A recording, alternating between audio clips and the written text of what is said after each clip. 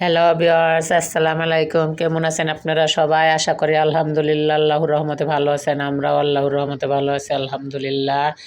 এখন আপনাদের সাথে শেয়ার করব সকাল সকালে পিৎজা বানিয়েছি খেয়ে নাস্তায় পিৎজা খাওয়া দাওয়া শেষ করে এখন অনেকগুলা গুঁড়া চিংড়ি আনছে। চিংড়ি মাছের ভর্তা বানাবো আর হচ্ছে গিয়া ডাল রান্না করব আর হচ্ছে গিয়া মাছ ভাজবো, তেলাপিয়া মাছ পেঁয়াজ দিয়ে ভাজা, মাছ ভাজা, চিংড়ি মাছের ভর্তা, পেঁপে ভর্তা, তারপরে হচ্ছে গিয়া ডাল। তাই ভাবলাম আপনাদের সাথে শেয়ার করি। মজার একটা ভর্তা, গুঁড়া চিংড়ি, রসুন একটু ভেজে নিছি, তারপরে কাঁচামরিচ, এখন পেঁয়াজ কলি দিয়া একটু হালকা ভেজে নিয়ে তারপরে পেঁয়াজ এখন দিয়ে দেবো চিংড়ি মাছগুলো। সুন্দর করে ভাজলে একটা সুন্দর একটা ফ্লেভার আসে চিংড়ি মাছের ঘ্রাণ। তারপরে মাছটা একটু ঠান্ডা করে ব্লেন্ড করে নেব। আপনারা আফির চ্যানেলটা কোথাও একটু ভালো লাগলে সাবস্ক্রাইব, শেয়ার, কমেন্ট করে পাশেই থাকবেন রাফির চ্যানেলটা। আর ছোট্ট চ্যানেলটা আপনাদের দোয়ায় অনেক বড় হবে। আপনারা দোয়া করবেন রাফির জন্য, তোবার জন্য, আমাদের ছোট্ট তোবার জন্য। যে এখন ধনেপাতা দিয়ে এই যে একটু লাড়াচাড়া দেন, নামা ফেলাবো।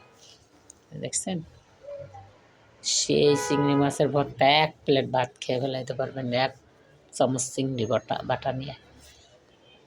এখানে তো আমাদের পাটা এখন ব্যবহার করি না, ব্লেন্ডার হয়েছে পরে ব্লেন্ড করে নিচ্ছি। মিক্সার জারে দিয়ে একটু মিক্সার করে নিলে আর কোনো করা লাগে না। একটু লবণ দিয়ে দিচ্ছি আর মরিচ পেস্টের ভিতর দেওয়াই আছে, আর কিচ্ছু লাগবে না। আর এই যে কারেন্টের চুলায় মাছ ভাজি করতে আসছি। আজকে মাছ ভাজি, চিংড়ি মাছের ভর্তা আর হচ্ছে গিয়া পাতলা ডাল রান্না করছি, এক পাতলা মসুরের ডাল।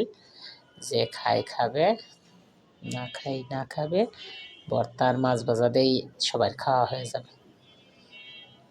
দেখতে থাকুন কীভাবে আমরা কী কাজগুলো করি, তাই আপনাদের সাথে একটু শেয়ার করি। আর নতুন রাঁধুনিরা যেন আমাদের রান্নাবান্না দেখে একটু শিখতে পারে, তারাও যেন রান্না করতে পারে। নিজেরা বাহিরের জিনিস খাওয়া ভালো না, বাহিরের জিনিস যাতে না খাওয়া লাগে, ঘরে নিজেরা একটু কষ্ট করে তৈরি করলেই নিজের খাওয়াটা স্বাস্থ্যসম্মত অনেক ভালো। এই যে বাইরে অস্বাস্থ্যকর খাবার, হোটেলের জিনিস দেখলে খাইতে ইচ্ছা করে না, না দেখে তো তারপর আমরা খাই অনেকে। কী করার, খেতে তো হবেই, সবসময় তো আর পারা যায় না। চেষ্টা করতে হবে ঘরের খাবার খাওয়ার, আর বাহিরের না পাইলে খেতে তো হবেই, কী করার আর। এই যে দেখতে থাকুন পেঁয়াজ ভাজতেছি, পেঁয়াজ কাঁচামরিচ ভেজে সাথে দিলে এইটা দিয়ে ভাত খেতে অনেক মজা। পেঁয়াজ ভাজাটা দিয়ে আপনি যে কোনো সাথে, মাছ ভাজার সাথে, বেগুন ভাজার সাথে, পটল ভাজার সাথে, ভাজি ভুজি যে কোনো একটা আইটেমের সাথে যদি এই পেঁয়াজ ভাজাটা দিয়ে খান না ভাত, সেই মজা। একবার খেয়ে দেখবেন। আর এই যে আমাদের এখন হচ্ছে ডালটা বাগার দিয়ে দেবো, মুসুর ডাল, এক পাতিলা মুসুর ডাল বসাইছি, টমেটো দিয়ে মুসুরির ডাল। এখন সব চুলা টুলা পরিষ্কার, রান্না বান্না করলে তো ময়লা হবে, তেল চিটচিটে একবারে রান্নাঘর ভরে যায়। 2 দিন 1 দিন পর পর না পরিষ্কার করলে এগুলাই, যখন রান্নাঘরটা সুন্দর করে ক্লিন করে নিচ্ছি।